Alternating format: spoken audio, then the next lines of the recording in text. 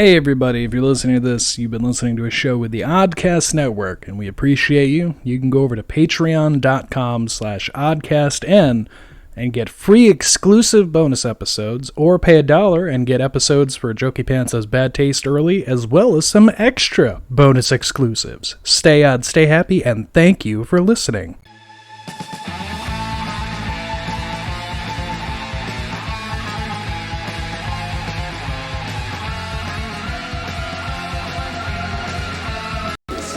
Do you by any chance happen to be in special ed? I'm dreadfully sorry, Mrs. Extra Wide Load. What are you packing in now, huh? About 2 dozen jelly donuts a day, huh? Give it to me straight. Is this a big checkout? Level with me. How bad is it? It's not bad. You'll be fine.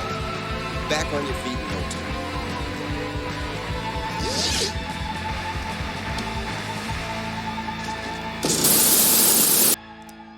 Ending this movie made me sad. So hi everybody, welcome back to Jokey Pants Has Bad Taste. It's a bit different of an episode. So we did the birthday episode, and I was thinking like, what could we follow up a birthday episode with? And I was like, there's a movie in my childhood that I haven't seen, and I watched it a lot.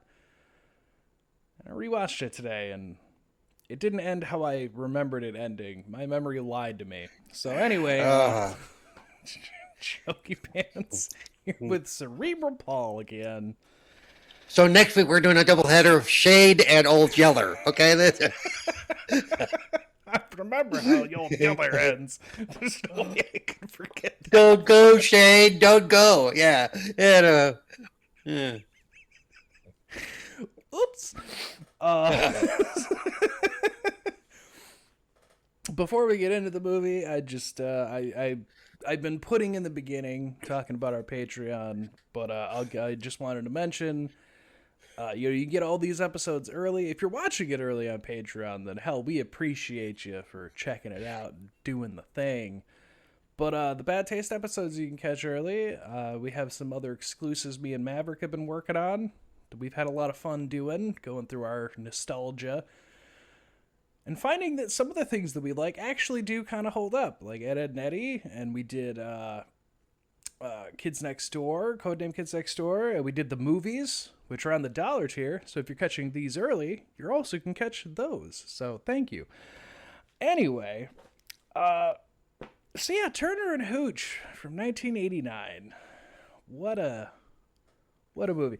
It's almost like a buddy cop movie, but instead of 2 cops, it's a dog and a detective. The dog was the better actor. I know it was Tom Hanks, but I'm just saying.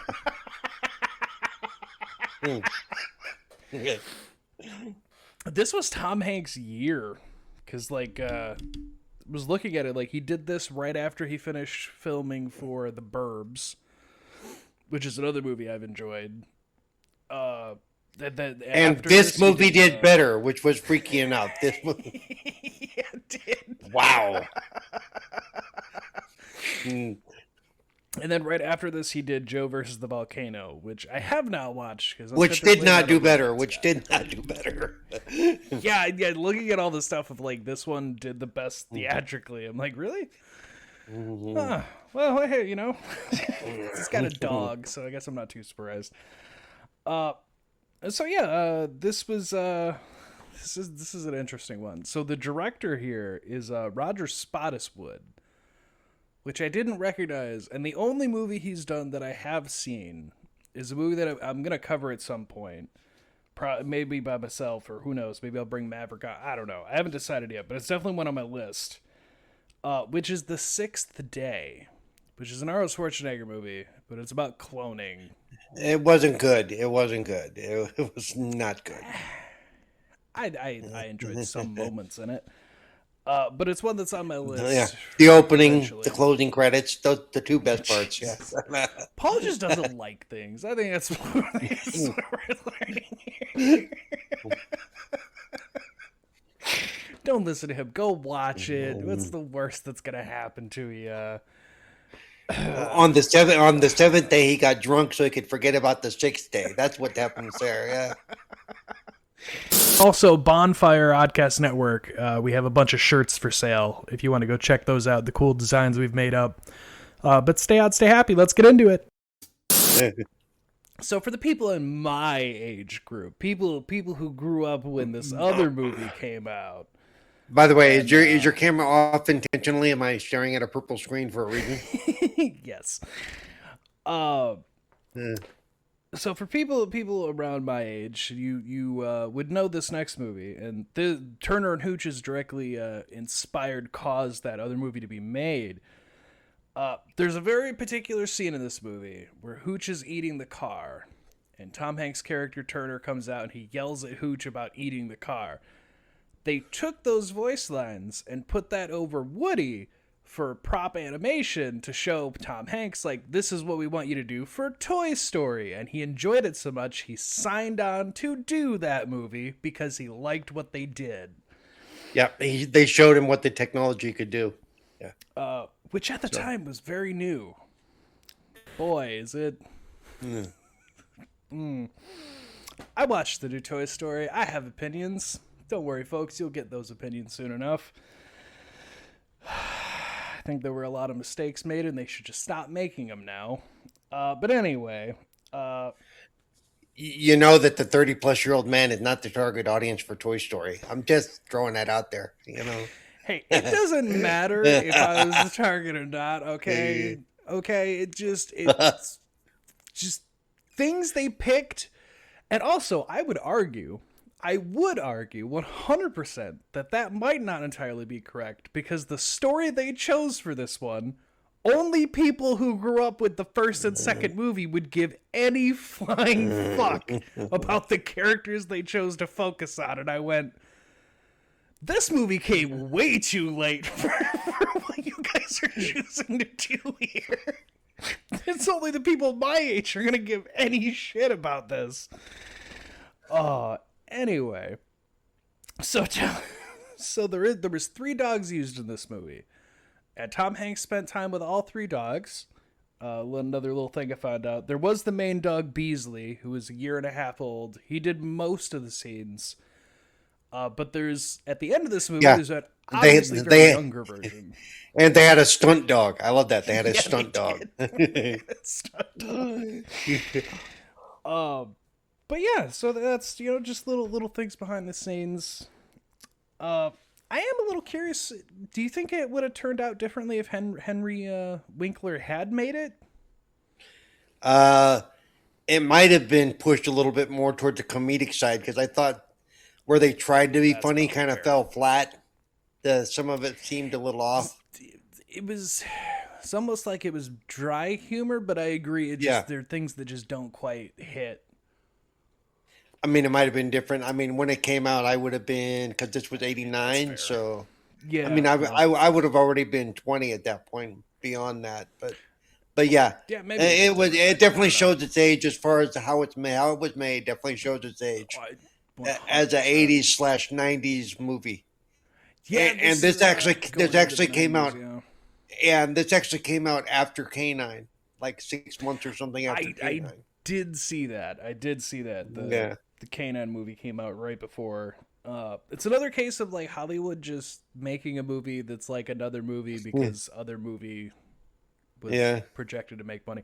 But also Tom Hanks, Tom Hanks carried a lot of weight in this movie, and it was one I saw in the behind the scenes stuff. It's one of the reasons that Reginald Val Johnson agreed to do the movie. Was he thought, well, Tom Hanks is in it, that's going to be box office, That's the thing. Like at this time, Hanks was doing so many different movies that, because even into the early 90s, he was still making big money in the box office. So it's like if he was involved, people wanted to be involved. Boy, I don't know if we can say the same about him now. I'll be totally honest here. No, because now he makes more grown-up movies. He makes movies like Castaway. He makes movies like Sully. He makes movies like which are good in their own right, but they're very dramatic. That's fair. Sully was, I think, the only one. Like I did watch Castaway because that was when I was younger, and everybody was watching it. But Sully, I think I skipped because I was just like, do I really care about the story of this guy? Not really. Like, Tom Hanks, act your heart out, but I don't know if that's a movie I really give any shit about. What else did he do? He did The Terminal, right? Where was the guy stuck in the airport there? Yeah, the airline terminal for an extended period of time. See, at that, much like K9 and Turner and Hooch, that was another one where it was Tom Hanks did Terminal, where he's trapped at an airport, and then around the same time, I don't know the exact year, so forgive me, folks, but there was also Bill Murray with Lost in Translation that did like a similar thing with a dude trapped in an airport thing. Yeah, and Terminal worked better. Yeah, you know. Well, because Tom Hanks can do drama. Bill Murray, every time he tries to do drama, it kind of falls flat. You know, if I remember right, that movie also. I think Rushmore is the closest. Yeah, Rushmore is the closest he got to doing a decent dramatic role, and even that was, you know. I think of Bill Murray. I think of him as comedy. I don't think I've ever seen him as like drama or serious actor. Like, no, he's just comedy, man. That's all he's really good for is comedy. Yeah, all right. So Turner and Hooch. Boy. So let's get into it, shall we? So right off the bat, the first note I have is Tom Hanks' character, Scott Turner, is extremely OCD to a point that it was making me crazy watching the opening of this movie. Like he's got the vitamins that have to go in a certain spot. He's got the floss that you got to get it just right. You got to use like an entire fucking thing of floss because you're missing a spot, I guess. Oh, and then the mustard spills a little bit, and he just cleans the entire fucking fridge, and I'm like, really? Like, really? I will say, and I know it's early in the movie, but I'm going to say this is one problem I had, that they went from that extreme OCD to turning that off so quick that it was like, I don't see this happening this quick. I see this guy having a mental breakdown before I see, you know. I think there's a few times that should have happened. But that's something else for behind the scenes. Excuse me. When Hanks was signing on, they wanted him originally to be like a slobby, like typical movie single guy where like he just doesn't care about anything. It's all a mess and the dog makes it worse. But Hanks insisted on him being this way because he's like, I already did 2 movies before this with a character like that, and I want something different. I want something that actually gives me something to do. So he made him the OCD the way he is. Which, I mean, fair. I guess it helps add a dynamic. It does, but they didn't play the dynamic enough as far as I was concerned. I don't think so either. Because the first time he goes into the house after Hooch has done his thing, he should have lost his shit. Yeah.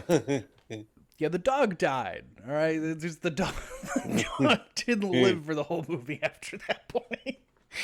Wow. Okay. I wasn't going to go there already, but yeah. Hey, you know, he says he's going to do it like 4 times in this movie. So, I mean... Okay, let's be clear. Turner does not kill Hooch, okay? Yeah, Turner doesn't kill Hooch. He just says he's going to do it a lot. There's a lot of those moments where, like, I'm going to shoot you. You'll see what we mean. But yeah, it's just him being super OCD with everything in his apartment, and then he goes to bed. But we get the next day, and we see that he works at the local police station in the city hall. But he's training, and this one threw me off, because I forgot this man was in this movie. But we get Mel Johnson, who's playing David Reginald Bell Johnson. Sorry, yes. Who people from your generation would know him from Family Matters, and if you've bothered to watch bothered to watch the best Christmas movie ever, Die Hard. I know him from that more. I didn't actually watch Family Matters. Like, it never came on my TV. I knew about things from it from other people, but my house specifically was never on. We were Gunsmoke and Bonanza House.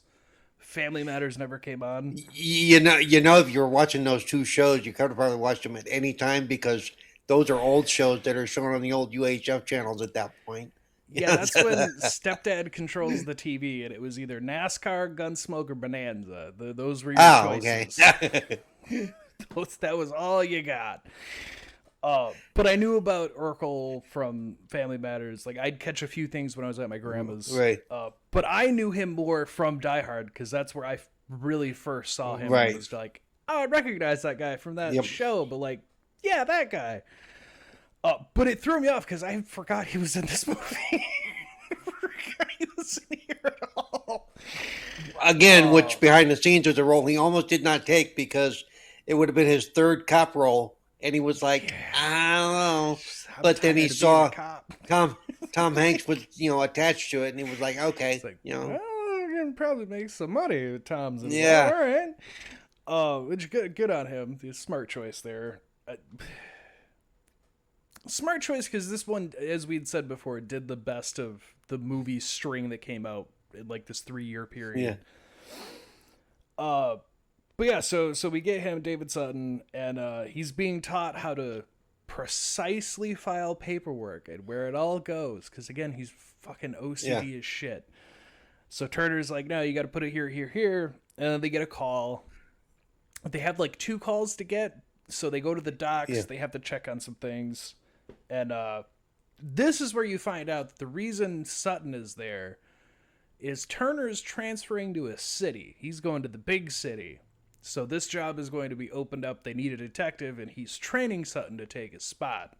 He's going to Sacramento, baby. Yeah, there it is. I forgot to write down the city, so thank you.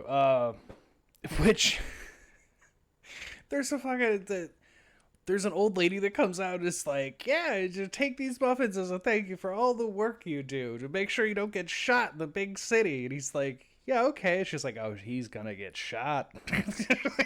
he's not gonna make it. And that's a moment. Yeah, well, because one thing they find out, and they point out when they're going through the files, is they have a shitload of misdemeanors all the time, and their felony file is like one folder. Okay. Yeah, they don't really deal with big crimes like he's gonna be getting into. Which is also the trade-off, but you find out that's where Reginald VelJohnson's character comes from a crime-ridden city, and he came here to get away from that crap. So basically, you have them crossing purposes in the night, basically, Oh, but also again, Turner would drive me fucking nuts because Sutton goes to eat one of the muffins, and he gets a tiny bit of crumbage on his his shirt.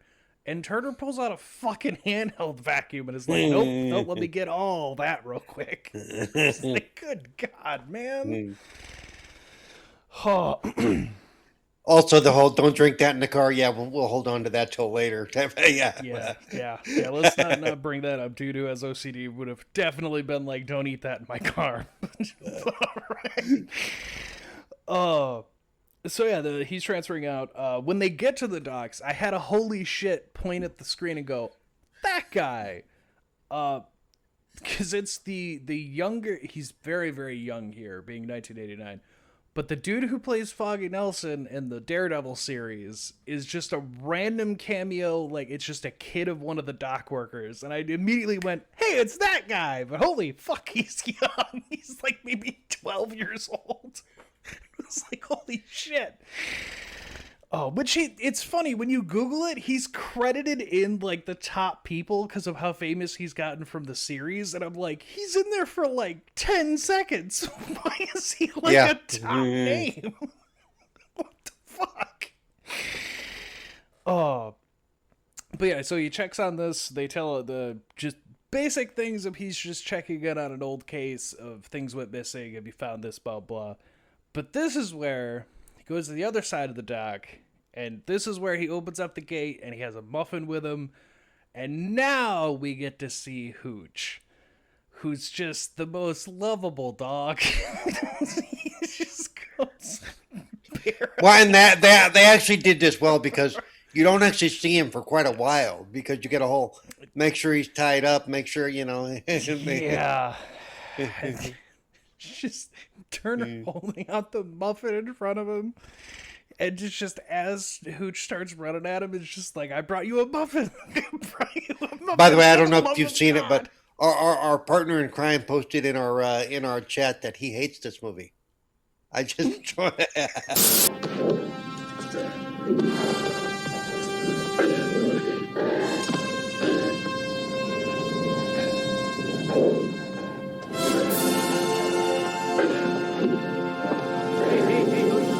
Hey, I brought your muffin, boy. Here's a muffin for you.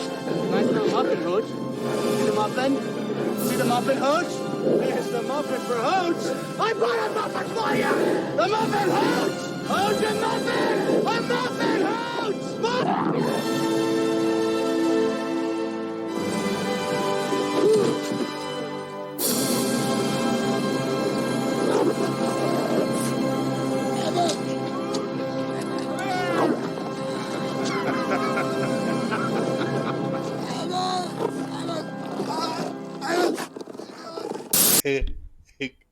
Maverick?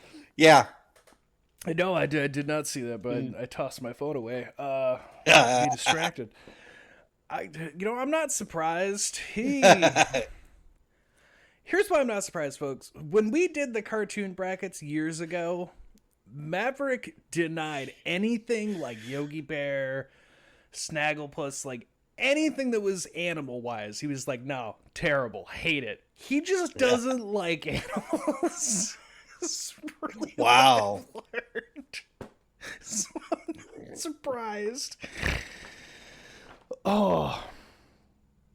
Yes. He's in for a rough time when his kid gets old enough to start going, I want a doggy. I want a doggy. I want a doggy. Maverick have kids? Good God. I'll have kids before Maverick ever has kids, and that's saying something. Like on Refney Anthony there, like he's just, speaking of which, actually, I'll put it in this episode because he's not going to be on shows for a bit. Just had the third baby. By the time this comes out, he had it a couple weeks ago, and it's a bigger kid. It's a bigger boy, 9-pound baby. Wow. yeah. Third baby's a big boy. Which also is probably why it wasn't coming out. Big ass kid. And Mrs. Anthony's probably like, you're never touching me again. No, you've had your Well, luckily that's the last one. They have their third. Yeah. Anthony's mentioned it on the show. He's getting snip now that they've had the third one. So you won't have to do that. Probably by the missus. Yeah, she's. I'm honestly surprised because I'm pretty sure his first two kids there were not that big. So, oh boy. No, that ain't normal. That one got all the dad's genes. That one's gonna be a literal potato. But so anyway, yeah. So at this point, Hooch tackles him down. Muffin goes flying. But like Hooch just like latches on his throat and starts choking him out. He's not like killing him, whatever. Yeah. And we get the old man Amos who comes out and like gets Hooch off him, and then he's like, he didn't break your skin, that means he likes you. Meanwhile, he's like, yeah, he really likes me, about fucking killed me. Oh, I knew people who were like this. I actually had a friend who had a dog. His name was Jedi. He was a big old scary looking dog, but he was the silliest little and he would if he liked you, he would wrap his mouth around your wrist. He wouldn't bite down, but that's what he would do. He would just put his mouth around your wrist and just sit there. Yes. So you're like, okay, so we're buddies, okay? We But the first time he does that, you're like, why is he grabbing my hand? Holy shit! Well, it was just a joke that he was tasting it for later. It was just... one of the one of the first Rottweilers I had as a kid. It was my stepdad's dog, Tange. She did that to my great grandma. Like, she went to go pet her and say goodbye, and then Tange like did that to her wrist, and she's like, "Is she trying to kill me?" And we're like, "No, she just didn't want you to stop petting her." Like, yeah, you went to. You're walk not away, done yet. said, no. Yeah, you're not done yet. I'll let you know when you're finished. Exactly. Freaked her the hell out. She's like, yeah, no, she wasn't done yet. Oh, so he meets with Amos, and we find out that they've been meeting quite a bit. Turner's like, I'm gonna be leaving. My partner's not gonna come down because he's afraid of your dog. Can't imagine why he's afraid of your dog. Not at all. But this is where Amos brings up that there's things going on at the fish factory place across the water there, and he's like, I hear things at night, I think something's going on. And he's like, well, they're constantly receiving and shipping, that's probably all it is. Just shrugs it off as like, yeah, I mean, it's a busy place, of course there's going to be noises and whatnot. Maybe just stop living on the river, like maybe stop living on the docks and you wouldn't have that issue. But they leave there, and then they get a call that there's been, I think it's like $3,000 or some shit got washed up on shore, which who the hell's turning that? I know you're supposed to turn it in. I know we it's always turn in money you find, but like I don't honestly don't know anybody around me that would be like, that's not mine, I'm gonna turn this into the police. No, everybody I know pockets that and goes, you know what? I don't know whose it is, but it's mine now. See, I don't know if I would. I don't know if I would if it was as much as $3,000, 3 to 5, or something like that, because that's, Hey, Of course, I might check to see. I might check to see if there's sequential bills, because if they are, then I definitely would. That means they're probably recorded somewhere. You think I'm joking, but I'm not. If you think, I mean, that's probably fair, but But anyway, they turn it in, which this will be connected to everything in the overall later. But I love that the kid's like, I found it, it's all mine. And Turner's like, well, 48 hours, there's no one claims it, then it's yours. But it was 30 days. 30 days. Okay. But yeah, I love the. Sometimes I wonder if he watches the same movie I watch. I don't. Hey, sometimes I don't write down all the details, and then my. By the way, when he goes, yeah, you have to save it for college. I don't know if you saw it. His mother goes, yeah. So his mother picked up on that. Mom's sitting there like, yeah, we go to college, yeah.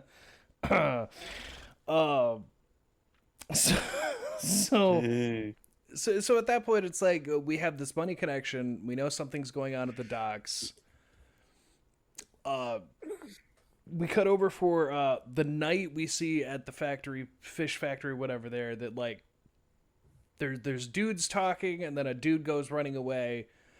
This is where you find that all the money's coming from there, because they pull it from the dude who ran, and they're like, why are you trying to rip us off? Like, we're just trying, we got this deal going, we send out money, blah, blah, blah. And the dude's just like, I won't do it again, boss, I swear. It was just so tempting, that money. And they kill him. But, there's something about in the details that apparently Disney had a hand in this, from what I had seen. So they don't show the guy getting killed. They cut away to show Amos has woken up, which is an interesting thing here, which also might explain when the other character dies here, that he's not like bleeding out or anything. But yeah, so he wakes up and they send the henchman off to go see, did the old man see anything of what's going on? We need to make sure we keep this airtight. And so here's the thing. With what we see Hooch do throughout this movie, why did he not come to the old man's aid faster? Because, like, the old man gets stabbed in the back and killed here, and Hooch then jumps out the door to chase the guy down. And in my mind, I'm like, why didn't Hooch just break out the minute the old man went up to that guy? Because it seems like everyone else, this dog is just on top of the minute they step onto that private dock. But I guess movie's got a movie, but it's just like he waited for the old man to die. Sadly. But he was probably hung over from the beer the old man gave him earlier, so you know. Yeah, also, I don't know if this needs to really be said to people, but they feed him chocolate chips. Don't feed chocolate to dogs. That's just not a thing to do. But Turner gets a call that the next morning before he's even woken up that, hey, you got to come down to the docks. And he finds out about Amos, and he's like, oh no, like I literally just talked to him the other night, like yesterday. Like, oh shit. And this is where you get the detail of Val Johnson's character about, like, have you ever handled a murder? And him being like, no, I moved from the city to get away from this. So, yeah, no, I have experience. I just hoping I wouldn't have to have it here in this small ho-tunk town. That I did like the fact that Tom Hanks' character was like, okay, there's people watching, just act like we know what we're doing. I did like that. That was the... Like he's clearly never had this thing before. Yeah. You ever investigate a murder before? Are you kidding? I moved here to get away from murder scenes. Well, everybody's watching, so let's look like we've done this before. But yeah, so they get the body, and then we get the animal control that comes in as he's taking... No. Before that, you had the county sheriff come in. Oh, that's right. Started going the whole, we got this. Why are you putting bags on his hands type of shit? Because you got to get all the stuff under his fingernails. Because that's investigative shit. Well, he was stabbed. Okay. You know. Yeah, there could be something elsewhere. You never know. But this is what you spoke to earlier, and there was no blood on that dock. For somebody who was... Yeah, there's some stabbed in the lung to the heart. There was no blood on that dock. There's no blood, no nothing. So, for all we know, this old man's just taking. And the reason we got a clean shot is because they put crime tape down, and the dog comes out and sits in the crime tape, and you're like, there is nothing on that dock to indicate that there was a dead body. Absolutely nothing. But yeah, so he argues with the chief about that they're the investigators. They don't ever get to handle anything other than missing bikes. So they're going to handle this case. And they're going to do it because that's their job. And the county police are just like, yeah, no, I mean, this is murder. It's like, we should be the ones handling this. So it turns into one of those, like, you have X amount of time to figure it out, or else. It's because Hooch had 3 days before he left for Sacramento. Yes. So we now have a timeline. He has 3 days to work on this before he has to leave. And he's like, well, no, I actually took some vacation time. I actually don't have to be there for another week. So yeah, he actually has your boss. It's like, actually, I was going to leave early and take a week of vacation, but I can cancel that. That's when your boss is like, fucking excuse me? No. A lot of jobs do that. When I left one job, I had vacation day, and I could either basically they could pay out my vacation, or I could just leave early. Which a lot of people who retire do that. Yeah, I have 4 weeks of vacation saved up. So instead of retiring at the end of August, I'm going to be done now. Yeah. That's if you have a job that does that. I personally have only ever had one fucking job that did that at all. And it was the shittiest amount of time off, where it was, if you worked a month, you got like half a day in vacation time. So not even. I think it was like 30 minutes for every 30 days at the one place I was at. So there were people who worked there for like 10 years who were like, yeah, now I get to spend my week of vacation saved up. And I'm like, fucking what? Oh my God, this sucks. So that's if you have a job that does that. The fast food industry's a bitch. No, I'm kidding. No, that was Imperion, who don't exist anymore. That was telemarketing. I wonder why. I wonder what's it. Oh, there's many reasons why. Surprised they lasted as long as they did. I should have been fired many a time. I'm just very good at getting along with people, so my bosses always cut me slack. But still, like in my mind, I'm just thinking about like telling your boss you're just like, I was gonna quit a little early, but like I could just stay. Though because of the paperwork that went through, the boss probably already knew that actually. But yeah. I mean, that's probably. By the way, I do like. I'm a big Craig T. Nelson fan who plays his captain and the other chief. So yeah, I thought he looked. I've seen him in a couple things, and I was like, no, I enjoy him. He was in the show Coach. He was in the show Parenthood. Those are probably the two main ones he's known from. What? Let's not go into where I first recognized him, where my brain went. I'll save that for one of the solo things I'm gonna do. Wow. Which isn't a terrible thing. It's not what anyone would assume my brain would associate seeing him immediately. If Craig T. Nelson did porn, I don't want to know about it. Okay, no. No, I'm not Maverick. All right, I don't bring up all the various porn that I do. Which apparently, if you go over to our TikTok Oddcast Network, apparently Maverick just gets a bunch of OnlyFans women. Why is beyond me. But like, all right. There's a mental picture I did not need to see. Hey, one day we'll convince him to do stuff. He's losing weight now, so maybe we'll be able to convince him to make us money other ways.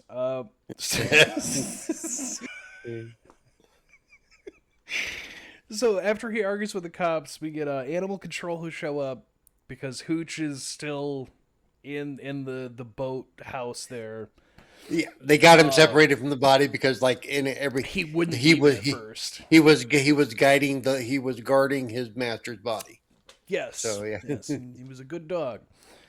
But Turner even tries to warn him about, like, he's not a normal dog. You're gonna need more than what you think you're gonna need. And they're just like, we do this for a living. And the little 5'0" female's like, oh, we got this. We do this for a living, sir. Yeah. Yeah, like, look here, little crime scene nerd. We deal with animals all day, all right? And let's just say, by the end of this scene, she is not having anything to do with it. She's like, I'm out of here. So they get Hooch out, and just immediately, they cannot control this dog. He's leading them where he wants. He knocks one dude into the water, and then the other animal control's just like, he's your problem. Whatever. Yeah. I'm done with this.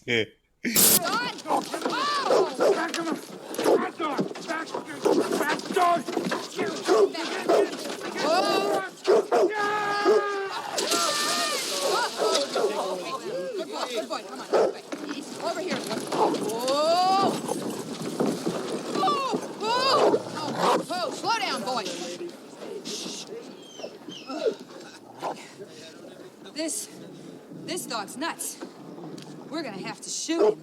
Hey, you're not gonna shoot this dog. He's the closest thing we have to a witness. Oh, yeah? You think you can handle him? You're nuts. Where are you going? He just responds poorly to anger, that's all. Oh. By the way, they point out in the behind the scenes that dog was so strong that even there's the sequence that comes up right after this where Tom Hanks is walking him to where he needs him to go, and they had to reshoot so much of it because the dog Tom Hanks kept letting go because he was getting pulled on so hard. And this was one of those control leashes this is one of those control leashes that's on a rod, that the animal control uses. It's got a loop around it. You put the loop around the loop goes around the dog's neck, and then this dog was just yanking him all over the place. I'd say I'm surprised, but being around bigger dogs, yeah, I'm not that surprised. Yeah. They have way more strength than you would think that Nope. they do. So yeah, so at this point, Turner's like, well, he's technically a witness because like he could probably notice or remember. Oh, because that's because she said, well, we're gonna put him down. You know, they this talk dog's about crazy. that we're gonna have to shoot This him dog's 'cause they crazy. can't We're kill just him. gonna have to put him down. You know, because they and that's when she was like, not my problem now. Yeah, she just takes off. So then Turner has to take him, and this is where, like Paul was saying, where like they had to keep reshooting because, again, I don't disbelieve it, considering that like Tom Hanks seems like he was really struggling to get to do this scene in general. But he can't get Hooch into the car. Like Hooch refuses to be in the car. Just like, no, man, I'm gonna go where I want to go. I don't give a shit where you want me to go. So Turner just gets in his car, and it's just this. It's just a driving sequence of him with the thing outside the window and just driving the car. And Hooch is just having a time of his life going for a walk. Just jogging along. Yeah. Oh, I imagine all the other cars were so pissed. Just like, we have to follow a dog. Oh. But he gets it to a veterinary office. And he can't get Hooch to budge. But then, like a true man, he sees a hot little collie run by, and he goes, "Hey, you know what? We're going inside now." He drags her. But she drags him through the dog door, and this is where you get after slamming him into the door a few times. Actually, yeah, which.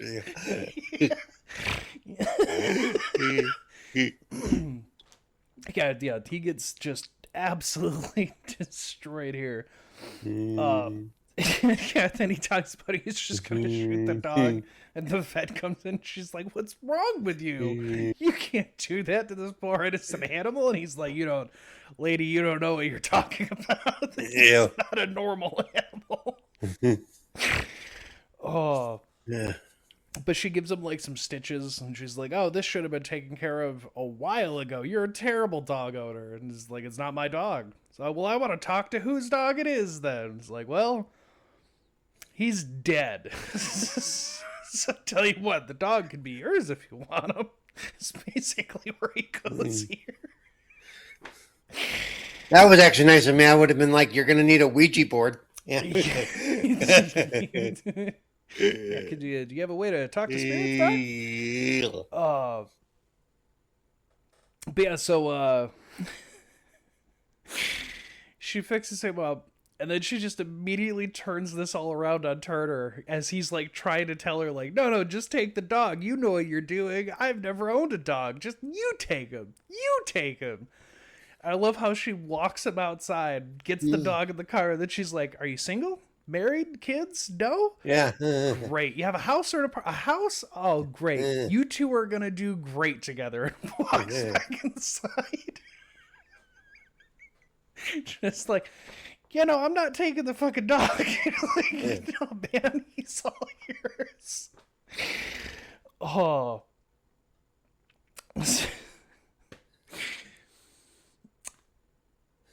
This movie's also shorter than I thought it was because he gets Hooch home and he immediately ties him outside. And Hooch just like doesn't want to shut up. So when he comes outside, he talks to, also, what the fuck are the underwear that Tom Hanks is wearing this entire movie? They're like a Speedo. It's a choice that was made. I just like, good God, man. But he talks about the Hooch hasn't shut up for like 2 hours. He won't eat the food. He won't drink water. He won't do anything but howl and bark. So eventually, he's like, all right, fine, I'll bring you inside. And Hooch takes off inside, door shuts behind him, Turner's now locked out of his own house. So he's just like, son of a bitch.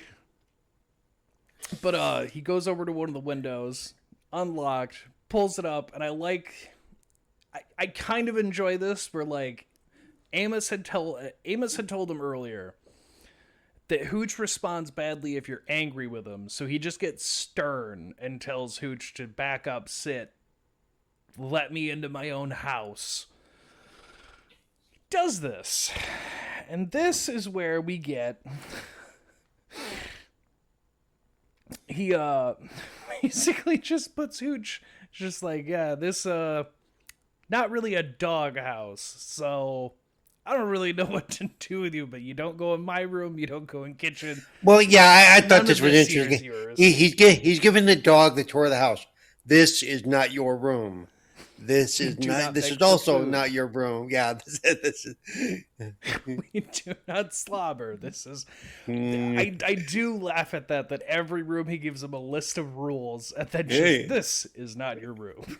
Yeah. Have to come to a certain understanding. Oh no. All right, these are the simple rules. No barking, no growling. You will not lift your leg to anything in this house. This is not your room.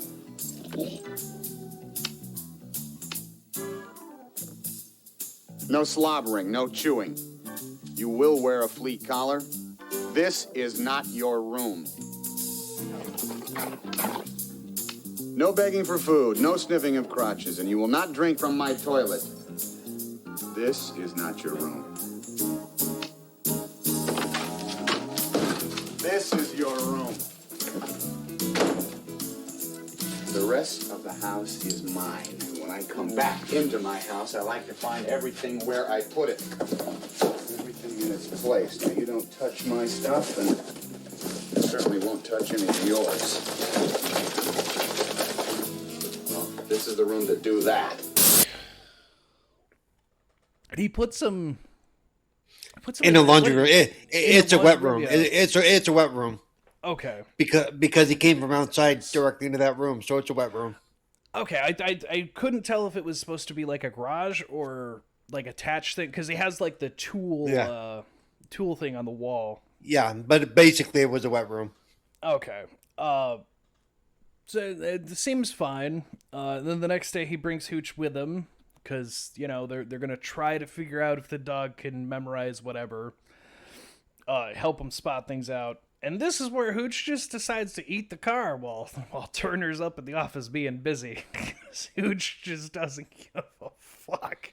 He starts destroying this car. Hey, dogs get bored, man. That's what they do when they get bored. I mean, this is very true. I had a pit. I understand. They'll chew anything. But he gets yelled at by his boss for having clutter, and also like basically for doing this case because it's going to cost them money. So he's talking about like having to fire people, and looks at Turner, is like, well, could probably save money if I just get rid of a certain position.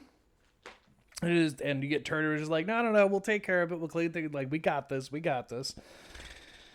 And then this is where he comes back out, and this is where they took the line for the Toy Story thing, where he's yelling at Hooch for eating in the car. But then he also talks about like, oh, what does it matter? In a couple days, this will be Sutton's problem anyway. Here's an ashtray. Eat that while you're at it. Mm-hmm. So yeah, it's just a little bit of bonding with these two of like, Hooch is going to be an even bigger problem real soon. Because that night, Turner's like, well, I got to get him food, and dogs need things. And I feel like Turner's not a smart person, because the first thing he looks at when he gets to the dog food, like the pet store, is just like these little tiny cans of food. And in my brain, I'm like, you seen how big that dog is, right? You think these tiny little cans mean anything? To be fair, if he's never ever been around dogs, he really wouldn't know where to start. He absolutely would not know where to start. I suppose. I don't know. It's just seeing how big the dog is. Yeah. I think you'd be smart enough to be like, the tiny little cans, maybe not the choice to go with. So while he's doing that, this is where Hooch breaks out of the fucking room. And they use like a stuffed dog head to hit the door, and it's I can tell it's not really the dog, because like, who the hell is going to make a dog actually bash his head? But he bashes through the door, gets out, and then proceeds to just destroy this house. He gets into all the food. He's getting into all the seasonings, the sugar, the flour. He like destroys the speaker. Fucking slobbers all over everything. Just starts eating stuff, ripping up the carpets and the couch, everything. And at the store, I have a note here, folks. One of the store workers, Kevin, helps Turner find all this stuff for the dog. Now, he buys a lot of stuff. I gotta figure Kevin's working on, I forget what the term is. Commission. Yeah, Kevin definitely working on commission. It has to be, with how much he stockpiles on this man. But now, with all the stuff that Turner gets, now I understand 1989, there's probably a lot of money. God, I wish it was this now. Because when he rings everything up, they're like, that'll be $97. And I'm like, God, how far we've come. If you were to do that now, that's like $300. Oh my God. At least, yeah. Which, just, goddamn, the really sign of the times when they do stuff like that. So he gets all this stuff. He thinks he's fine. Turner's going to go home. He's going to have a good night. Nothing's going to go wrong at all.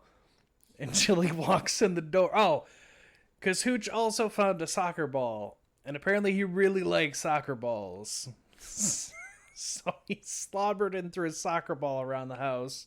And drank all the beer. Like he's a fucking rebellious teenager. Yeah. So when he gets home, he sees just everything destroyed. His speakers tore up, the clothes are all everywhere, torn up, slobbered on, like the couch is missing chunks in it. And I laugh at this because he makes it worse, because he sees the soccer ball and he's just like, God damn it, he kicks the ball, breaks the window. Yeah. Just like, well, there's more you're going to have to fix, my guy. But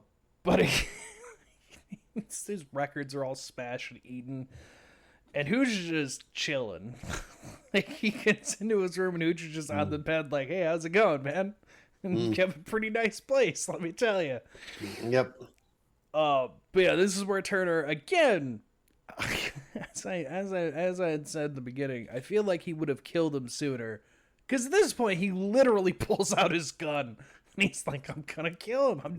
Fuck it, I'm done. I'm just gonna shoot you myself. And Hooch takes off, breaks another window in the like glass door, and takes off. And Turner's like, good. You know what? Whatever.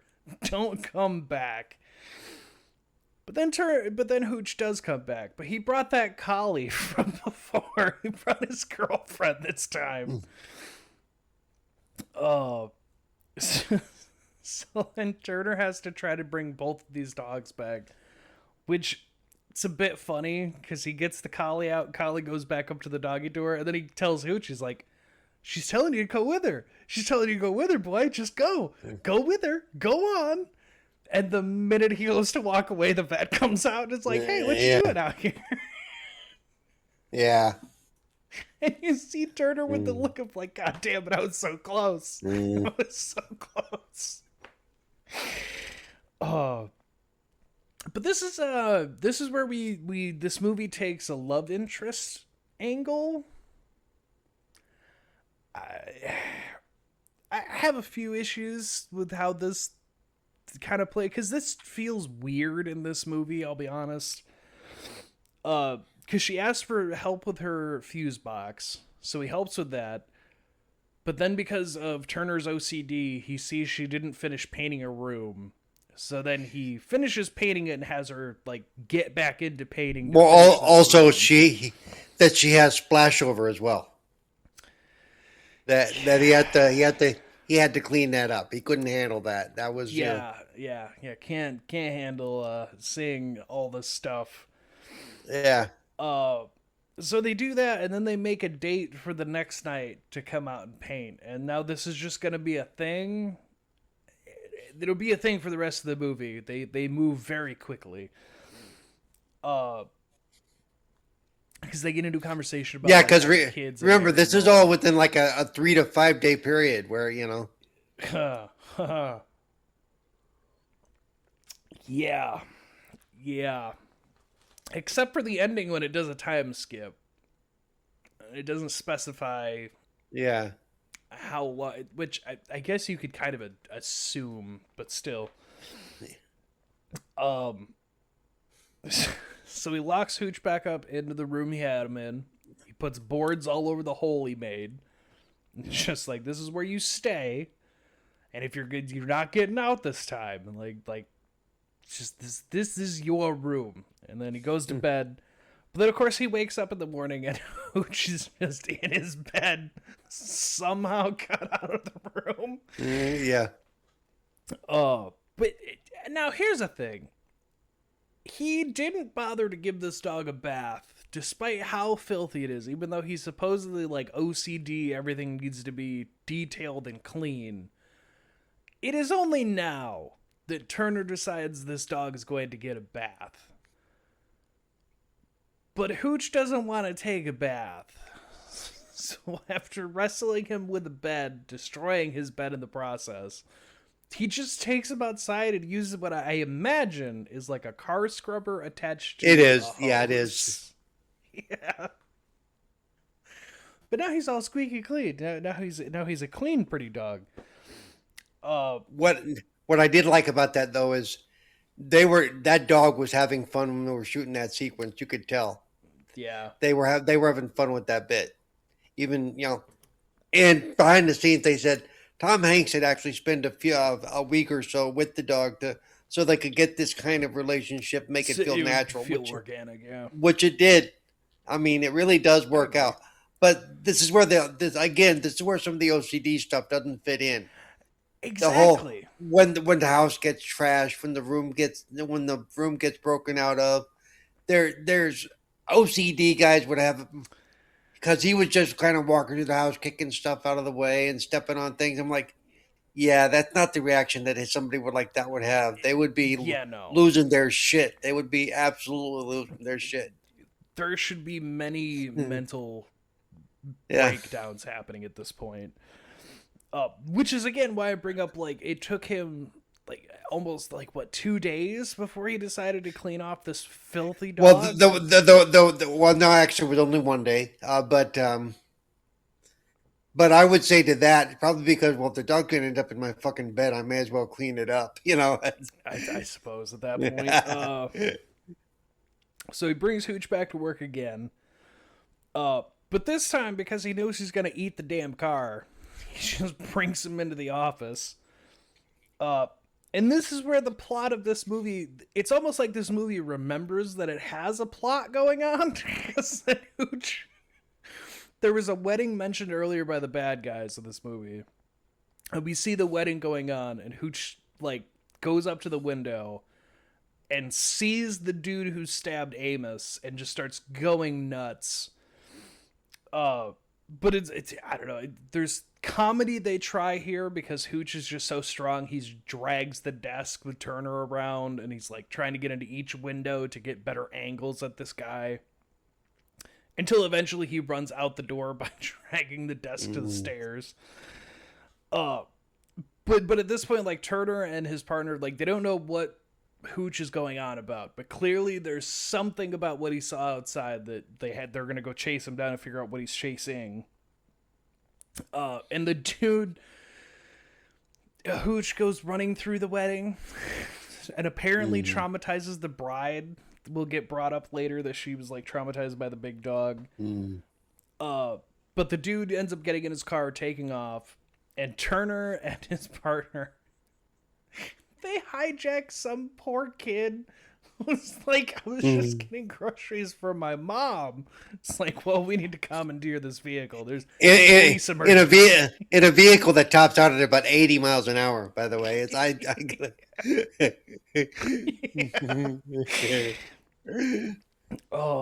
but yeah, so they chase the car down. They obviously they stop and grab Hooch because just in case, you got to have him to be able to help ID. They end up losing the guy, but they do get the license plate so they can run the information on who this guy is. It turns out. By the way, I want to point something out. Real life experience. Yeah. One time, if you're wondering, okay, how would the dog recognize somebody from that far away out a window? I can tell you from experience that my dad's old Cocker Spaniel, I was when I was able to walk on crutches once, I was walking out in front of his house because we didn't live in the same place to get somewhere. And I look over and the dog sees me out the window across the street and is going ape shit nuts because she knows it's me. So, but then again, she knew me, or at least she knew I was on crutches, and it could have been anybody on crutches probably, but still. But see, having a dog do that based on one shot, she saw him and now I don't think that part is real, but it is possible that the dog would recognize somebody from that distance because I've seen that happen. Fair. Without being able to smell them, because usually they go by smell more than anything. See, that's where it's like if they were taking Hooch out for a walk and he picked up the scent of the guy, then I'd be like, okay. Yeah, but it's a bit far-fetched for how far away they were. But hey, movie's gonna movie. But they find out this dude's like an ex-Marine who has like a rap sheet of different assault crimes and things he's done. But the license plate itself, they said, this is another thing. He questions this so much in this movie, but like the car is registered to a motel out in the middle of nowhere, whatever. And he's just like, it's not registered to a house. For some reason it's registered to a motel. And I'm like, I feel like that's legally you're not allowed to do that. Maybe you are, but I feel like that's really strange. No, because if you're living in the motel, I suppose that's your residential address. So, I suppose. Could you get mail delivered there all the time? I've never had. I believe so. What was I gonna say? I forgot. I'm sure I'll think about it. Yeah. But this is where the guy and this they also go over how Amos was killed, or Amos, right? The guy right. And I did like the bit when he goes, and only a specially trained person could have done this. And Reginald Vell Johnson goes, and how do you know that? And he goes, I'm a detective. I know these things. And then he gets this sly look, goes, and the coroner told me, Yeah, because so I did see you start to see who Turner kind of, you start to see that kind of softer. He's not all a stick up his ass, yeah. This I think is another issue I had with this movie. Turner just changes a new leaf way too quickly. Yeah, that's what I was saying. Yeah, because it's that night we get him and Hooch like celebrating because it's like, hey, we have a crack at the case, we never killed him, we got all this. But it's not just like, hey, good job, Hooch. It's like he just doesn't care anymore about his OCD, and I'm like, this is a very quick change with this dude who's very like particular about everything. Where like now it's like he's handing the dog a beer, he's cutting him up a steak, they wrestle, and he like bites him, like play bites Hooch back at him. Like, it's only been like 2 days. Why he's so quickly becoming a new person? Apparently, all Turner needed in his life was a dog the whole time. Apparently, you just need a dog and you'll become a different person. Which, well, there is some truth to that. There is some truth to that. There is some truth to that. I'd rather be known as the crazy dog person than the crazy cat person. Personally, that's you know what? That's fair.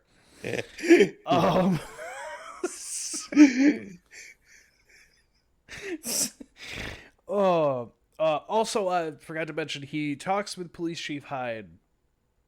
He tells him that the guy had a connection to the fish factory, and they need to be able to get in there. And the chief mentions the owner's a friend of his, so he could probably work out a favor instead of having to get a warrant. Just let him look around. Become important by the end of this, which I'm surprised it took Turner so long to figure out when we get to that point. But hey, what do you do? Well, they really actually, this is a problem I have with this movie. They didn't really drop a lot of clues with what happens at the end of this movie. They really it was like, where'd this come from? There was no indicator at all that this person was involved. None. You know, I don't know how they figure it out, because they can't get any other records on the guy. But I don't know. Somehow there's a connection that leads to the fish place, I guess. It's like we're missing a scene or 6. Seriously. It really is. There's just something. Because, like, even the wedding, there was no... Well, even the final... Yeah, because the final bad guy, which I'm not going to give it away yet, but there was no indicator at all. None. And all of a sudden, you see Hooch just go, oh, okay, you must be... Like, where did that come from? Yeah, like, where did this... Like, the wedding that Hooch chases this guy from gets mentioned by the bad guys earlier. Yeah. Before they kill Amos. And apparently the main bad guy was at the wedding. We didn't even see him in the crowd. Yeah, that was the question I had too. But so there's a lot of questions in how this movie plays out when you really look at it. But I mean, if I go back and watch that wedding scene, am I going to see Dr. Frankenfurter and you might. And Riff Raff and those guys hanging out? Yeah. They could be hiding there. Who knows? Damn it, Janet. Oh, wait, wrong movie. Yeah.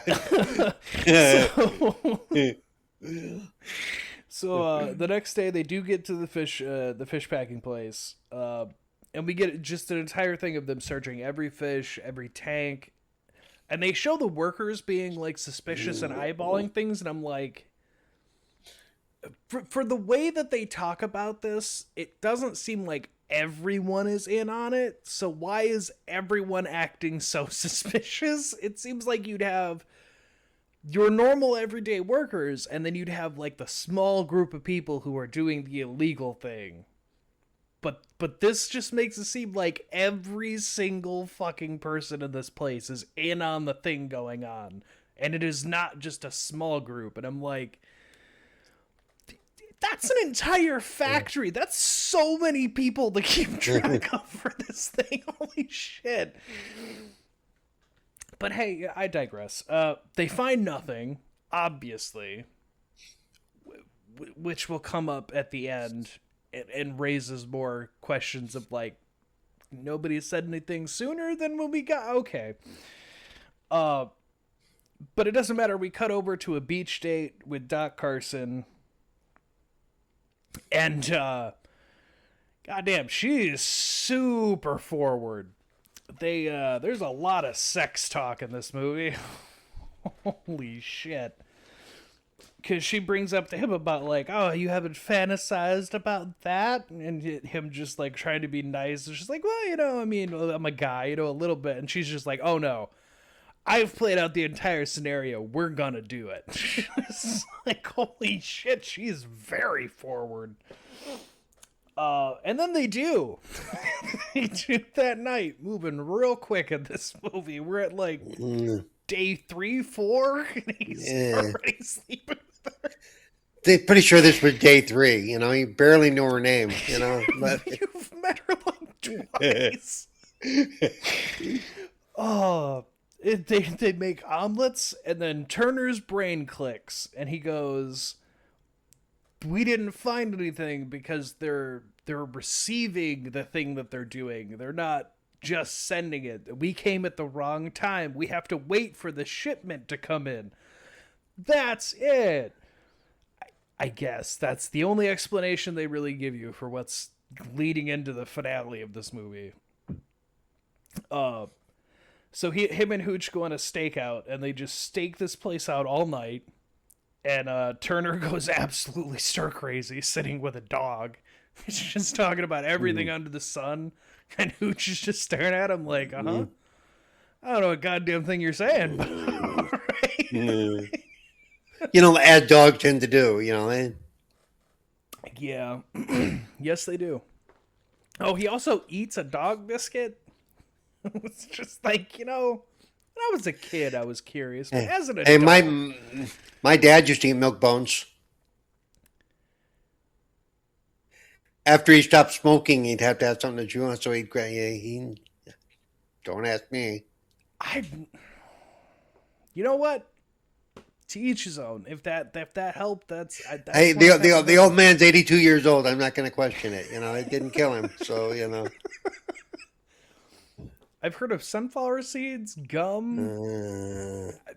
I've never heard. He also used to do licorice cause that way the licorice was hanging out of his mouth like a cigarette would be, just for that feeling type of thing. Yeah.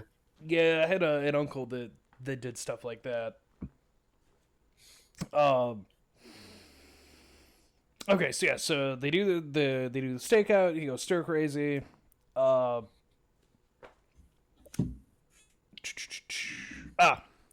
This is where we get into the next morning. He's still there, and he has Sutton bring the money that was found that washed up. And this is where Sutton points out how strange Turner is. He's like, you know, you like 3 days ago was a totally different person. You would have never let that dog be in your car or anything. Like, you sure you're feeling okay? But hey, you know. But this is also a thing. Now, we talked about like the dog getting a scent. I get dogs can go by scent and do things, but you have to train a dog to do that. Here they're just like, here, Hooch, smell the money, find us more money. And I'm like, does he have training? And because like even dogs that do duck hunting, you have to train them a little bit. Actually, depending on the breed, they pick up on that. Like I knew somebody they had a baby girl basset hound, and she said, man, once she caught a scent, she would follow it to the end of the earth. If she decided she wanted to see what they, there would be some dogs that do that, but like, I guess there's just something about this where it seems like. But this particular breed, I don't think they are normally. They are particularly. But then again, they did some things with this dog that would show that he was already trained somehow. I mean, there's no way, you know. Yeah, I suppose so. He was. I can't really argue that because there are definitely things in here that Hooch does where he's had some type of training of some kind. But they pass it off as he's just a really smart dog, is what they pass it off as. You know? Yeah. But yeah, so they use him like a drug sniffing dog to sniff out more money. And he finds bags, which I guess the bags smell like money, or maybe he just picked up the bag scent from the money. Either way, he brings the plastic bags. If the money was in the bags, remember, because that's how they stored them. Yeah, you know? Yeah, because they're like, oh, it's the same bag. Like we found something. We know there's a connection here. Yeah. Now this I had an issue with. You know, are these bags manufactured? Are these bags manufactured like in general? Are they easy to get a hold of? They're fucking Ziplocs, okay? I mean, you know, they're snack sized Ziplocs, people. It's not. They're not anything really that special. You're not wrong.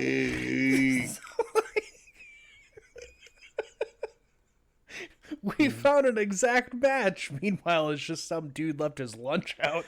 Yeah. There's nothing to indicate, man. Oh. But anyway, so they get the bags, they figure out all their stuff. And this is where Turner does something he never does. Which is he's not going to do things by the book. And he even tells Sutton, he's like, what we did here today, get like a slap on the wrist, you might get yelled at. But if you go with me to the next thing I'm going to do, you would definitely get fired. So I need you to stay behind because you need to take my spot. Yeah, I did like that. And then you're going to take a nap in the car because, yeah, like that. Because the next thing that's going to do, you'll definitely get fired. Super illegal.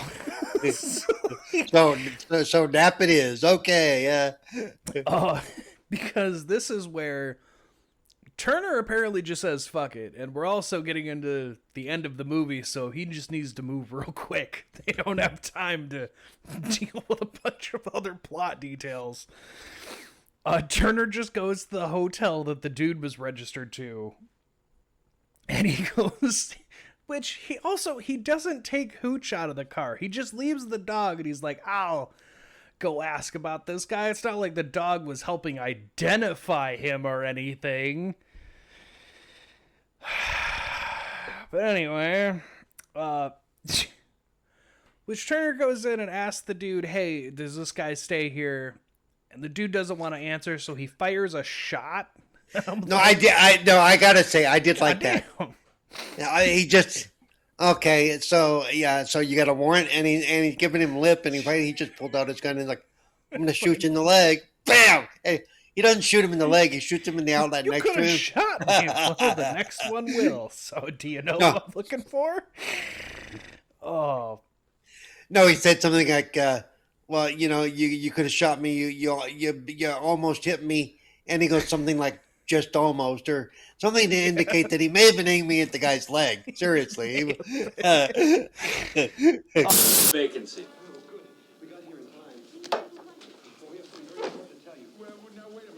You got a warrant. Get lost. Know him? Never seen him. Oh, come on now. I don't have a lot of experience being one of these intimidating policemen. I've never had to threaten anybody. You're breaking my heart. So, in order for you to take me seriously, I guess I'm just going to have to shoot you in the leg. Sure you You almost shot me! I can't believe you've done that! I can't believe I missed. Now, where is Zach Gregory? Put the gun on the counter. Zach Gregory? I believe so. But also, this is where Turner is a bad cop. Because the bad guy comes up to him with a gun to his head, and he goes, leave the revolver, come with me. I have some issues with this scene more than before. Because the bad guy makes him get in a car, and then Turner puts on his seatbelt, and the other guy doesn't. He just floors it through the parking lot, and I even have my note of why did I get that Turner's like our main character, so they can't kill him, I guess. But like in reality, the bad guy's gonna fucking kill him anyway. Why don't you just shoot him when he starts just speeding up, heading toward a wall? That's because that's what they always do. Because there's no guarantee the car would stop anyway. So he's hoping he could get. They do that in all the movies where this happens. They do that in all the movies where this situation happens. I suppose. I'm just kill him. I did like the little touch though, to put the guy at ease. The guy with the gun at ease. He takes out his glasses to go, well, I can't drive. And then right before he guns it, he takes the glasses off to go, yeah, now the shit's gonna happen because I don't want to hurt myself. Yeah. But yeah, so he rams it into a wall that sends the guy out the window because he didn't put his seatbelt on. The big thing that Turner always mentions is to put your seatbelt on. It's the law. And then this is where Hooch jumps in and is like, I'm gonna fuck this dude up. He clamps down on the guy's neck. And Turner asks him all the questions, and he's like, I can't really stop him from breaking your neck, but I need some questions answered before that. Like once for yes, twice for no type shit. And it's like, oh. So he gets all his questions out, which is just like are they moving money? Are they drugs or money? And he tells it blinking. He knows that they're trading money, sending out whatever. Boyette is the dude who owns the fish factory. Boyette, yeah. I was hoping the captain's name or the commander's name was going to be Miller, because it'd be Miller Boyette from from the TV production company. That better. But yeah, is Boyette the guy in charge? No. Okay, no, so like, okay, who is? Which and he doesn't know who is. To be fair, yeah. I have. This is where it falls apart for me because this is where it falls apart because how does he put it together that quickly? You know, see he mentions a quick line earlier, but it makes me have more issues with it because it's like you didn't piece that together sooner than like right at that moment. Like if that's the thing that gave it away. Because so for reference, folks, here is where Turner goes back to the factory, and he's gonna look for Boyette. At least that's what he's making it seem like. But then Chief Howard Hyde shows up, and he's like, hey, Chief, what are you doing here? No. He called the chief. Or yeah, he calls the chief. I got here as fast as I can. Oh, and I have backup. They're doing doing roadblocks and shit. You know. Yeah, it's like it's just up the road. If we need it, we can get it. We got this, Turner. This is where the movie does fall apart for me because they get in there, whatever, and then he turns the tides on the chief, and then the chief's like, "How did you know I was the one?" And the line he says is, "You must have tipped them off when we were going to raid it, so they knew to not have anything." And I'm like, you've sat on that for like 2 days at this point, and not anything in your brain. No. I to be honest, thinking about it, I think he put it together with the chief would not have left back up, a couple of miles up the road. They would have been crawling all over that place. I suppose. But that's why I remember the first thing he said as soon as he grabbed the shotgun was, "Well, why don't you call for him? Call him in." Yeah. But that's the first thing he said to him. That was the first thing he said to him is, "Go ahead and call them in." But it still falls apart for me because like the chief. Oh no, I'm not saying it doesn't fall apart. I'm not saying it doesn't fall apart. I'm just saying I think that's what they were going for though. Because like, the chief helped him with all the stuff, but like he was apparently the one in charge of the thing or like part of it. So like he didn't try to deter Turner. He just kept being like, "Yeah, let's do this." No, because that's actually a smart move. He just kept moving. He kept moving the pieces out of the way. I suppose, but there's no indication that he was a no. That's what I'm saying. That there was no indicator beforehand. But only, I would say the only connection that they have is that earlier bit with him saying that Boyette is a friend of his. Right. But that doesn't indicate that he's a bad guy. That's just like, well, yeah. No, that's why I'm saying that's why I'm saying the whole line at the end with when he grabs the shotgun and tells them to go ahead and call them in. That's when it clicks in his head that okay, you must have warned these guys because because where's the backup? Where's the Yeah, I don't know. That's just I guess we're both kind of where we are. Because remember because Turner is supposed to be Mr. by the book cop. He knows that their backup would have been, they wouldn't have been down the street. They would have been all over that property. This is correct. I just feel like it didn't work out. It didn't feel right. They didn't do it right. Well, that's the thing is like the majority of this movie was just Turner and Hooch like I said, like a buddy cop kind of thing. Yeah. Like these two are getting along, and they just forget that there's another plot going on until the very end of this movie. They're like, oh yeah, that's right. There's a killer and like drugs, money. Oh shit, that's right. We gotta end on this other thing. And it's like, you haven't touched on this for a majority of this movie. No, they've been slowly working the case, but it doesn't seem like it's been going anywhere. Which I think exactly. Which is partially what they were going for, I think. Because remember there was an earlier scene where the commander's like, well, that's it, you're out of here, and then he says, okay, so and so you're in. He's gonna give it to Sutton. So he was just basically trying to move it, delay it enough to get rid of Turner, and then just drop it in because he knew the other guy wasn't gonna be able to solve shit.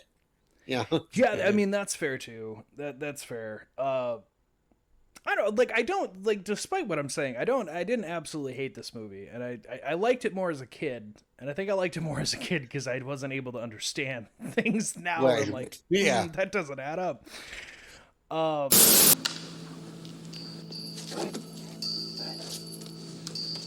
Hey, the engine of this forklift is still warm, so it looks like we just missed him. Hey, because you tipped them off, didn't you, Howard? What are you doing? What's going on here? You got backup on Carpenter Road, you better call him in. Come on, use the radio. Now, Turner, come on. Sky, hey, it's Howard. Look. I know you and Boyette are laundering money. You've got the perfect setup here. This small town where nothing ever happens. Built-in police protection. I even know how you're doing it. No!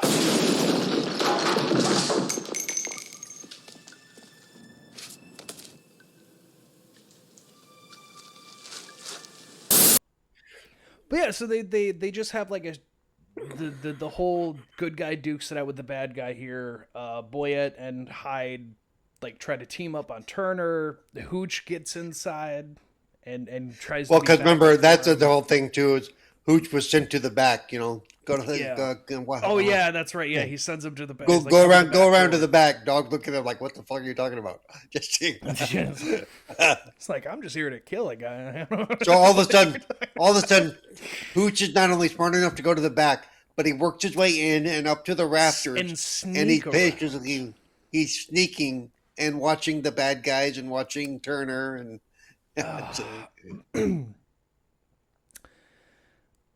So Hyde gets Hyde and Boyette, as I said, they're trying to hunt down Turner. Hooch jumps in the way and stops Boyette from shooting Turner, but he ends up shooting Hooch, which I forgot was a thing in this movie. I forgot the dog fucking gets shot. Asshole. I completely forgot. But it buys Turner enough time, but then Hyde ends up killing Boyette, and he tells him about, like, yeah, I was only going to get, like, 10%. If I just kill him, I can keep more money. Hey, Turner, you're really smart. Why don't we team up? Because you're smart, and you could make a lot of money. We're bringing in a lot of money in this operation. We should work together. And, the Turner obviously doesn't take that up, and, deals with Hyde. I mean, I don't know where he thought Turner was gonna join him. It's a mistake that all bad guys make. The dude trying to stop you probably not gonna join your side no matter what you offer him. Just saying. But this is where Hooch he's not quite dead. He crawls over, bites Hyde's leg to give Turner the opening. They deal with all that. And the movie wraps up pretty quick here, because then Hooch rushes him to the vet, and in my brain, Hooch lives. And there's also an alternate ending where Hooch lived. Why didn't they just go with that? Because because it didn't work as well with test audiences. Fuck the test audience. They're stupid. This is what we're getting I Am Legend 2. Because they're fucking stupid endings where people are like, no, I don't like that one. But it's like, no, god damn it. But yeah, so Hooch dies, unfortunately. The vet can't really save him. And it's sad. But also, another, I guess, little bit of a plot hole. I say a little bit because, like, it's reasonable to think this happened off screen somewhere, but, like, But the dogs had sex? Yeah, it did happen off. Yeah. But yeah, we get a time jump. They don't mention how long it's been, but it's long enough that Turner's apparently become the new chief. He didn't move. He's now chief. We get Sutton finds a bunch of stolen bikes, something they mentioned earlier in the movie about that's the only kind of cases they solve. And Sutton uses the same joke on him about, like, well, I got a tip, so, I mean, it wasn't all police work. And then he gets a call from his wife, and it's like, hey, you got to get back home or you're going to be in trouble, she said. So Turner rushes home, and this is where you see that the collie has a bunch of collie, not really puppies. No, they're about. I would say they're within about 6 months old at that point. Yeah, like they're definitely not little pups. So no, but they're still puppies. They're just not babies. But this is also a tad weird because all the other dogs we see are collies, except one that looks exactly like a Hooch. And before he like destroyed the house. These were not mixed breeds. These were not mixed breeds at all. Not mixed breeds at all. It's like, well, we have 5 collie puppies and then just 1 mastiff for. I gotta say that breed, if it would have been a mixed breed, that would have been an ugly puppy, dude. That would have been a seriously ugly dog. Would have been such a bad breed. But it is a bit funny because when Turner, at first, before you know it's a puppy, like Turner's like seeing all this, basically the same things Hooch did before, and he's him naming off the rules of like, you don't touch my records, this is not your house, this is not your room. Don't slobber in my shoes. No slobbering, no chewing. You know. Set them off again. You know these are perfectly nice puppies, and then he gets them going, and they're like, where is he? I'm done. Where is he? I'm done. Where is he? He's upstairs. I'll take care of it. He's yours. I'll You take deal care with of it. it. All right. Professional veterinarian. Excuse me. Hey, I told you this wasn't going to work. I told you. No, I told you. I got it. All right, I'm a little tired of this, but let's go through it again. No barking, no growling, no eating of the house plants. No dogs allowed on the second floor at all. No playing of my records. No sniffing of crotches. No drinking out of the toilet. You will not beg for food. No ball playing in the house. No chewing or slobbering of my shoes. You will not hide from me.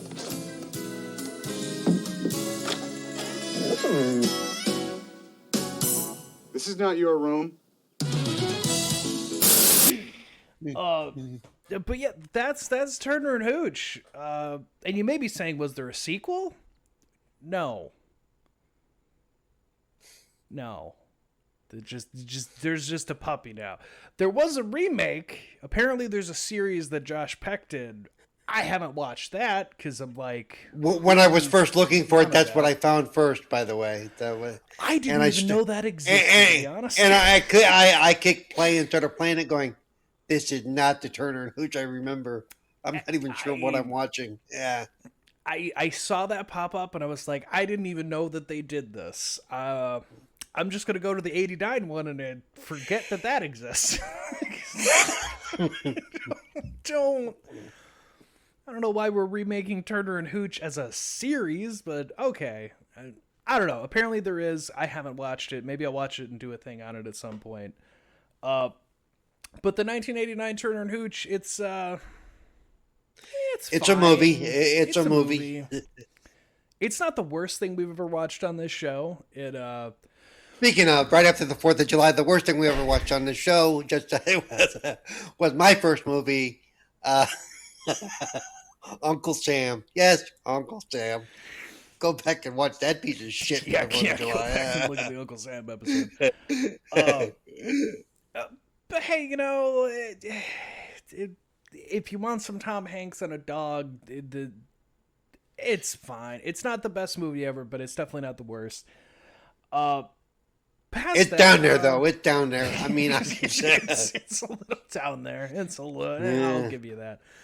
If I have to wait another 30 years to watch it, or close to, it's gonna be 40 now. I'm good. Yeah, that's fine. Yeah, just fine. But as far as like what the cover says for this, does Jokey nostalgia hold up? I'd say like if I was younger, sure, but as an adult, not so much. As an adult, not so much. Remember, boys and girls, this show was originally called Jokey Has Bad Taste. And this movie shows that, yes, he does. Hey, you know, the other things I had that rotation at that time was the 1990 Ninja Turtles movie, Aladdin, Forrest Gump. and Starship Troopers were the movies I had on rotation, and this was I like two of those. I like that too. You know what? We're not going to get into that because I feel like Jokey's got shit. So, if you want episodes early, as we said, go over to patreon.com/Oddcast, and the $1 tier, you get these episodes early before they release to YouTube regularly. Unless you're watching it after the fact and it's just free to anyone, you can watch these early through there. And if you're watching it early, thank you. Paul you can find on a bunch of other things that talk about gaming, because he does a lot. He's constantly busy. In fact, we almost had to cancel this show because he just so busy gaming. Speaking of, there's a thing coming up in a couple of weeks. I'm going to be tied up for the whole time. So, see what I mean? See what I have to deal with, folks. But you should follow him at CerebralPaul1 over on Twitter, and check him out with lordsofgaming.net, because he posts a lot of really good, helpful reviews, and he has a lot of insightful things. And they also, there's a show you do, right? I believe it's with. There's two Wednesdays. There's a show I do called Game Set Live. If you look for their YouTube channel or Wasted with Wise on the Wise Old Gamers YouTube channel.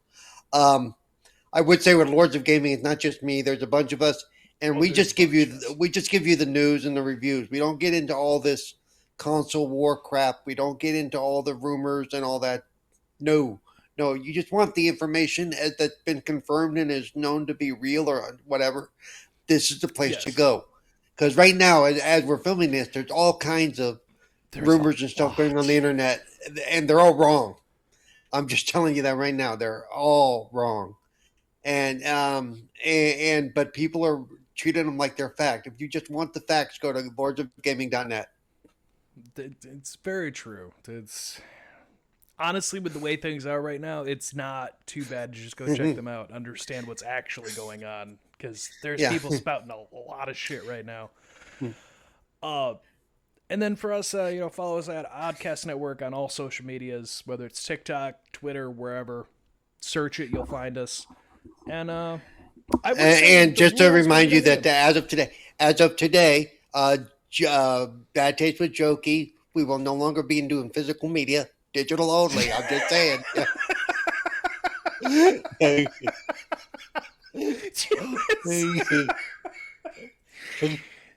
We're not even going to do the rules. That's a good enough that goodbye, everybody. Yeah, get yourself your digital platforms. We're done making DVDs for you all.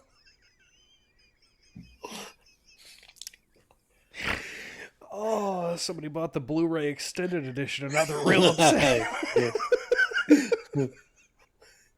Well, that's going to do two things. It's going to tell people when we recorded this, or give or take. And two, you're probably going to get at least one message going, you guys have stuff on physical? Yeah. Yeah, give me your address on this. Yeah. Start sending people blank discs. Oh, no, you actually got to buy our DVD player to make them play. Yeah. It's a whole racket. Oh, God.